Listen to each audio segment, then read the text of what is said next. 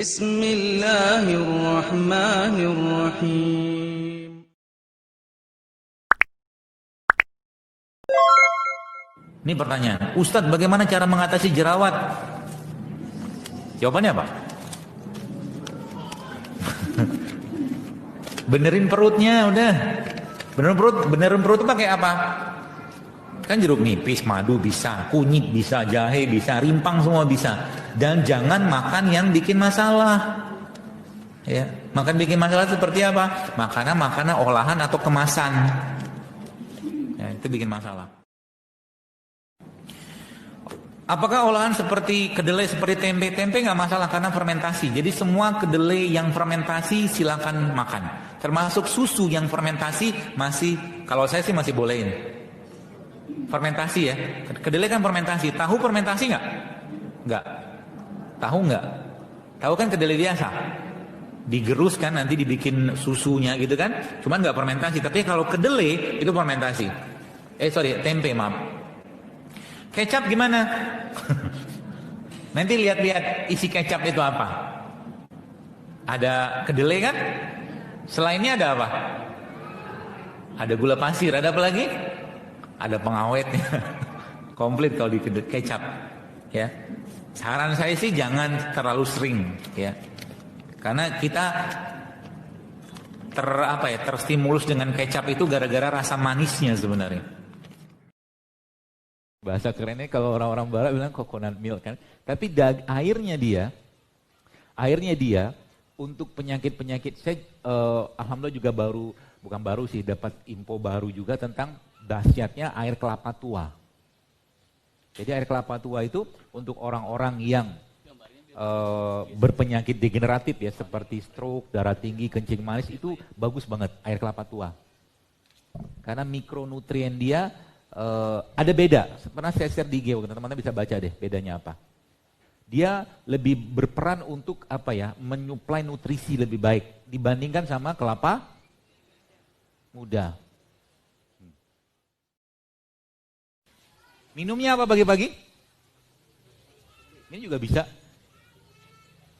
Kan pernah saya bilang, dan memang secara risetnya juga kayak semangka gitu ya teman-teman. Semangka tuh dari bagian hijaunya, putihnya, merahnya sampai bijinya bagus. Jadi kalau makan semangka ya semuanya jadi makan. Kalau nggak bisa dimakan semua langsung ya kita bikin cemplungin aja kayak begini. Ya kemarin sempat ada yang bingung infus water tuh ada manfaat nggak? Coba aja kalau teman-teman mau membedakan, men-trial atau meriset sederhana, Anda 3 hari minum air putih biasa sama minum infus water 3 hari kemudian. Beda rasanya di badan. Ya, kita bukan cuma mendapatkan rasa, karena emang ada namanya nutrient delivery. Ya, apalagi pada tumbuhan kayak begini, loh sekalian, tumbuhan-tumbuhan kayak begini mungkin di daunnya, di batangnya, di buahnya ada namanya vakuol. Vakuol itu bagian pada tumbuhan yang dia menyalurkan nutrisi. Ya, bagi Anda yang masih suka nongkrong, ketemu sama teman kalau saya berpesan jangan nongkrongnya di restoran-restoran fast food. Ya. Nongkrongnya di mana? Di kedai pecel. Atau warung pecel, lebih sehat. Kita perlu menciptakan tempat-tempat yang kita bisa nongkrong sehat kan gitu. Sebab apa? Kita bicara generasi Pak, Bu. Generasi ke depan kalau pola makan kita kayak begini, Masya Allah. Kemarin saya baru dapat WA dari seorang teman, dia cerita ada wali murid mengabarkan anaknya, bukan anaknya dia, ada anak wali murid yang lain itu meninggal karena diabetes umur 7 tahun. Coba. Dan dicek ternyata anak ini suka banget minum minuman kemasan yang mengandung gula tinggi yang banyak dijual di toko-toko swalayan seperti itulah. Katakan kalau kita memahami konsep-konsep ini, maka ada satu kata-kata, jadikan makanan sebagai obat dan obat sebagai makanan. Apa yang kita makan mulai sekarang, pikir baik-baik. Dia bikin masalah atau bikin sakit? Ya, yang kita makan itu bikin masalah atau bikin sakit? Kalau bikin sakit, jangan makan. Gitu. Kalau bikin sakit, jangan makan. Sayang Pak, Bu. Tubuh kita ini diciptakan Allah atau kita diciptakan Allah untuk apa? Untuk beribadah.